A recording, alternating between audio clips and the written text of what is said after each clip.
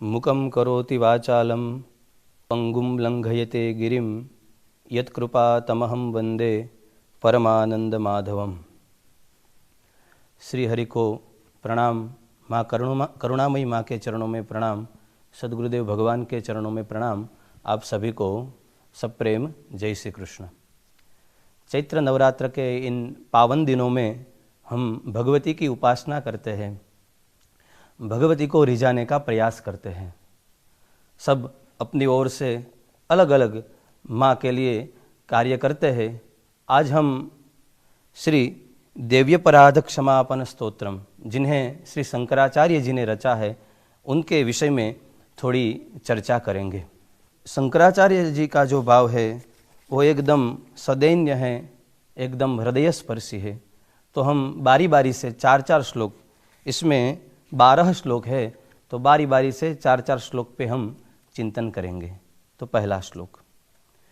न मंत्रम नो यंत्रम तदपि च न जाने स्तुतिमहो न चावानम ध्यानम तदपि च न जाने स्तुति कथा न जाने मुद्रास्ते तदपि च न जाने विलपनम परम जाने मात स्वदनुसरणम क्लेशहरणम।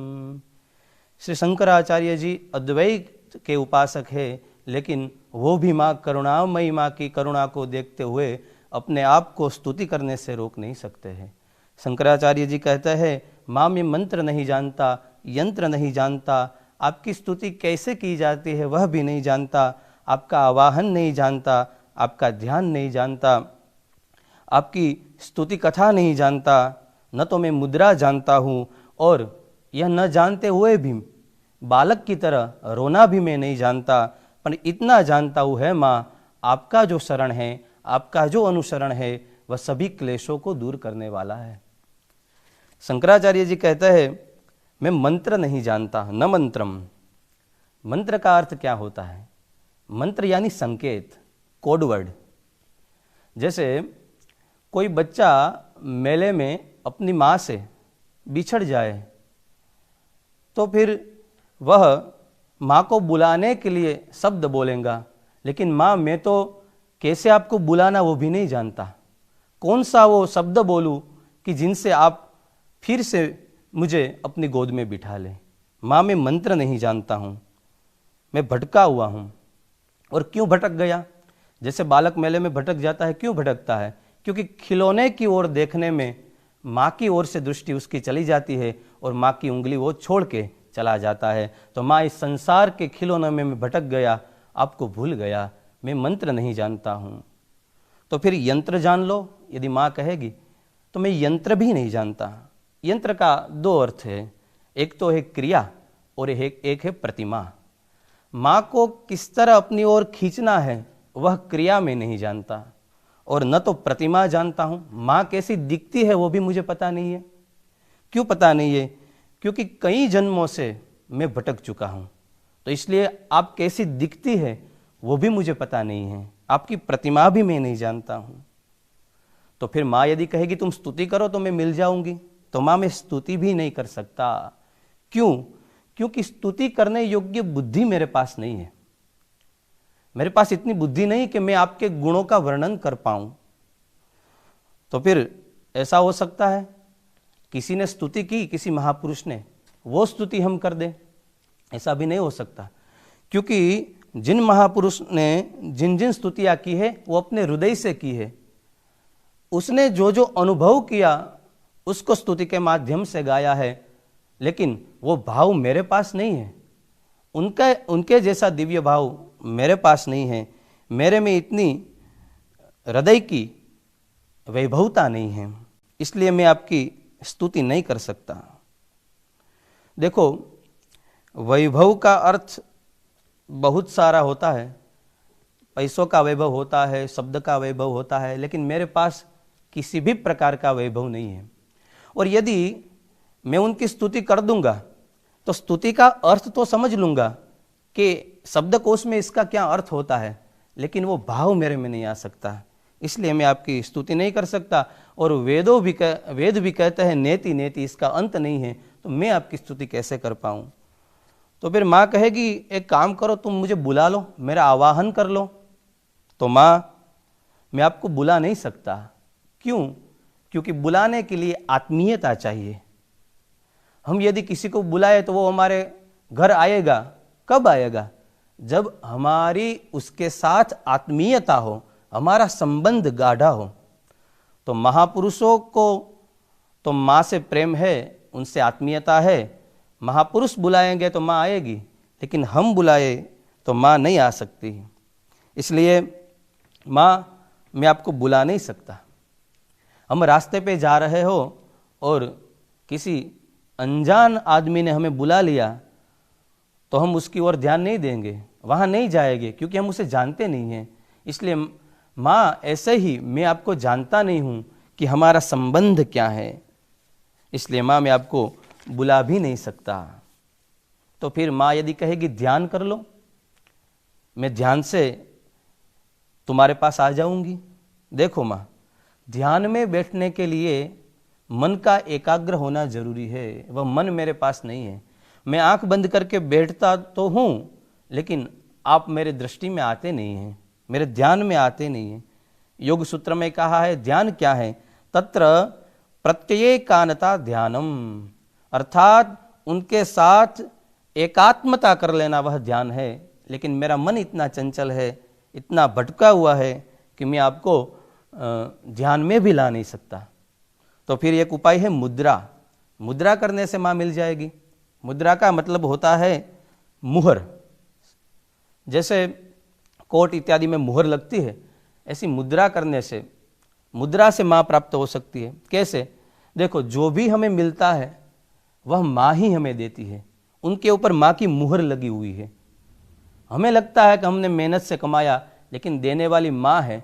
यदि ये जान लेंगे कि सब माँ ही हमें दे रही है, तो फिर माँ को हम प्राप्त कर सकेंगे।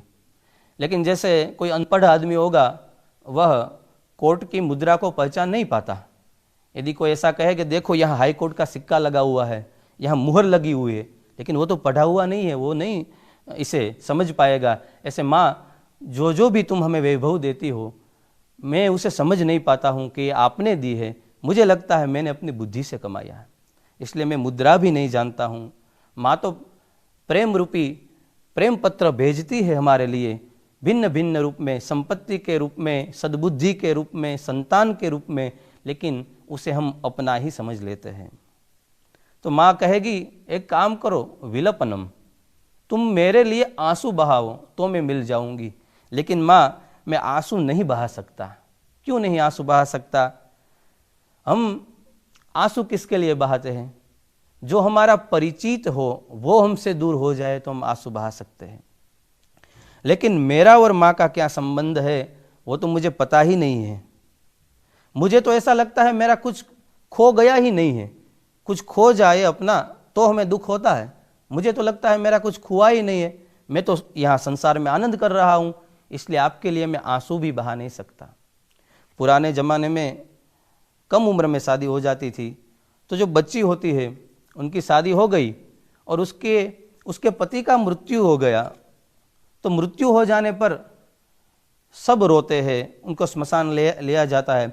लेकिन जो वो छोटी बच्ची है उसको दुख नहीं होता, क्योंकि उसको पता नहीं है कि ये मेरा पति है। यदि पता होता ये मेरा पति है तो फिर रुदन करती, लेकिन वो तो खेलती है, उसका तो खेल में ध्यान है, क्योंकि उसको संबंध का पता नहीं है। ऐसे ही माँ से हमारा क्या संबंध है वह संबंध को हम जानते नहीं हैं, इसलिए मैं रो भी नहीं सकता हूँ। बस इतना जानता हूँ, आपका अनुसरण करने से, आपके पास आने से हमारे क्लेश दूर हो जाएंगे। अनुसरणम क्लेश हरणम, उससे हमारे क्लेश दूर हो जाएंगे।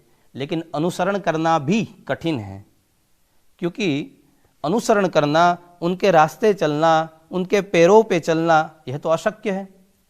देखो, एक सूर्य जो है उनकी किरणें भी 1 सेकंड में 1,80,000 माइल तक गति करती है। तो भगवती तो, वो सूर्य तो भगवती का एक अंश मात्र है, तो भगवती की गति कितनी होगी। इसलिए माँ मैं आपकी गति को पा नहीं सकता, आपका अनुसरण नहीं कर सकता। एक बात है, एक तरह से हम अनुसरण कर सकते हैं। देखो, माँ है अणो रणीयान महतो महीयान, अणु से भी अणु सूक्ष्म है और बड़े से भी बड़े माँ है। तो हम बड़े से भी बड़े तो नहीं बन सकते, विराट नहीं बन सकते, लेकिन वामन बन सकते हैं। भगवती का यह जो रूप है उसे हम प्राप्त कर सकते हैं। जैसे हम ऐसा कहेंगे कि मैं कुछ नहीं हूं, मैं सेठ नहीं हूं, मैं विद्वान नहीं हूं, न तो मैं पैसा वाला हूं, ऐसा हम कुछ नहीं ऐसा कहेंगे तो माँ को प्राप्त कर सकते हैं। भर नहीं सकते, लेकिन हम खाली हो सकते हैं, हम शून्य हो सकते हैं। तो माँ ऐसा प्रयास हम करेंगे। ऐसी भगवती को प्रार्थना की इस श्लोक में। अब दूसरा श्लोक। विधेरज्ञानेन द्रविण विरहेणालसतया विधेयासक्यत्वात् तव चरणयोर्याच्युतिरभूत् तदेतत्क्षन्तव्यं जननि सकलोद्धारिणि शिवे कुपुत्रो जायेत क्वचिदपि कुमाता न भवति। हे माँ, मुझे विधि का ज्ञान नहीं है और मेरे पास द्रव्य भी नहीं है और मैं आलस से भरा हुआ हूँ। आपको कैसे रिझाया जाए वह मैं नहीं जानता हूँ। हे माँ, ये मेरे जो अपराध है उसे आप क्षमा कर दे, क्योंकि आप तो सकलोद्धारिणी, सभी का उद्धार करने वाली है। आप शिवे यानी कल्याणकारी है। कुपुत्र हो सकता है, लेकिन कभी कुमाता होते हुए हमने नहीं देखा है। देखो, यदि माँ कहेगी कि क्षमा की आवश्यकता ही क्या है, तुम मेरी पूजा करो, तो हम कहेंगे विधेहे अज्ञाने न, मुझे विधि का पता नहीं है, कैसे आपकी पूजा की जाती है। तो फिर शास्त्रों में तो लिखा, शास्त्रों में सभी जगह लिखा हुआ है माँ की पूजा कैसे की जाती है, लेकिन यहाँ विधि से मतलब क्रिया का नहीं है, विधि से मतलब यहाँ संबंध का लेना है। माँ, तुम्हारा और हमारा क्या संबंध है वो हम नहीं जानते। देखे, रिझाने के लिए भिन्न भिन्न स्तर होते हैं। पति को पत्नी जिस रास्ते से रिझा सकती है, पुत्र इस रास्ते से नहीं रिझा सकता, मित्र इस रास्ते से नहीं रिझा सकता। तो रिझाने के लिए संबंध का पता होना चाहिए, कैसे रिझाया जाता है। इसलिए माँ, हमें तो यह भी पता नहीं है तुम्हारा और हमारा संबंध क्या है, और मैं तो किसी के लायक नहीं हूँ। हम तो भगवान के वहाँ भिखारी बनने के भी लायक नहीं है, क्योंकि भिखारी का क्या होता है, यदि उसे कुछ नहीं मिलेगा तो वो छोड़ के जाएगा नहीं, वहाँ ही पड़ा रहेगा। लेकिन माँ, मुझे यदि कुछ नहीं मिला तो मैं तो आपसे नाराज होकर कहीं और किसी और की शरण में जाता हूँ, इसलिए मैं भिखारी बनने के भी लायक नहीं हूँ। तो विधि का अज्ञान है। कहे द्रव्य का अभाव है, मेरे पास द्रव्य भी नहीं है, मेरे पास संपत्ति भी नहीं है। जैसे हमने बात की, यहाँ संपत्ति यानी सिर्फ पैसा नहीं, संपत्ति यानी बुद्धि का वैभव, शब्द का वैभव, हृदय का वैभव और मानसिक वैभव। किसी भी प्रकार का वैभव हमारे पास नहीं है। हमारे पास बुद्धि भी नहीं है, हमारे पास शब्द भी नहीं है, और न तो हमारे पास ऐसा हृदय है। इसलिए माँ, आप कृपा करके हमें मिल जाओ। ऊपर से हमारे में आलस भी बहुत है, हमारे अंदर बहुत आलस है। हम जैसे पूजा करने बैठेंगे तो हमें एक बार तो पूजा कर ली, दूसरी बार हमें आलस होगी। इस आलस का त्याग हम कर नहीं सकते हैं। ऐसा कहा है उत्तमा तारकोपेता, जब संध्या हम करते हैं तो उसमें ब्रह्म मुहूर्त की जो संध्या होती है उत्तम होती है। तो फिर 10 बजे नींद खुली तो फिर हम संध्या नहीं करेंगे, क्योंकि आलस आती है। वो भी ब्रह्म मुहूर्त ही मान लो और करो, लेकिन हमारे में आलस है। इसलिए माँ, आप मेरी तकलीफ को समझे, और ऐसा नहीं है मैं आपकी सेवा करना नहीं चाहता हूँ, लेकिन ये जो मेरी तकलीफ है उसको आप समझे और आप हमारा स्वीकार करें। ऐसा दूसरा श्लोक भगवती के चरणों में श्री शंकराचार्य जी निवेदित करते हैं। इन्हीं भावों को प्रणाम करते हुए ये दोनों श्लोक को यहाँ प्रणाम करते हैं। आगे के जो श्लोक है वह कल हम देखेंगे। जय श्री कृष्ण।